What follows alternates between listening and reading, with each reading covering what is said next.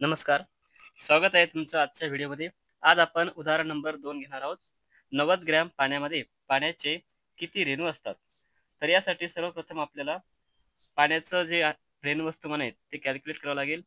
कारण त्यावरून आपल्याला 1 मोल पाणी म्हणजे किती हे कळेल. आणि मॉलिक्युलर मास कसं कॅल्क्युलेट करतात? तर सर्व घटक मूलद्रव्यांच्या अणुवस्तुमानांची बेरीज. इथे हायड्रोजन 2 आहेत, ऑक्सिजन 1 आहे. मग हायड्रोजनचं अणुवस्तुमान 1 आणि हायड्रोजनची संख्या 2 अधिक ऑक्सिजनचं अणुवस्तुमान आहे 16, म्हणजे इथे मॉलिक्युलर मास होईल 16 अधिक 2 18 ग्रॅम. आता इथे हे 18 ग्रॅम पाणी म्हणजेच 1 मोल पाणी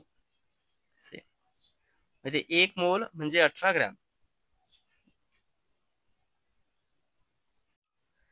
आता आपल्याला नंबर ऑफ मोल्स कॅल्क्युलेट करायचे आहेत, म्हणजे mass in gram divided by molecular mass. Gram मधील वस्तुमान आहे 90 आणि मॉलिक्युलर मास आपण आता काढलेला आहे 18, म्हणजे नंबर ऑफ मोल्स किती येतील? 5 मोल. मग 1 मोल म्हणजे 6.022 10चा घातांक 23, तर 5 मोल किती?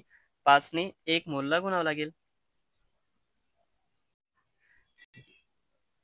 5 ने जर या संख्येला गुणलं तर इथे गुणाकार येतो 30.11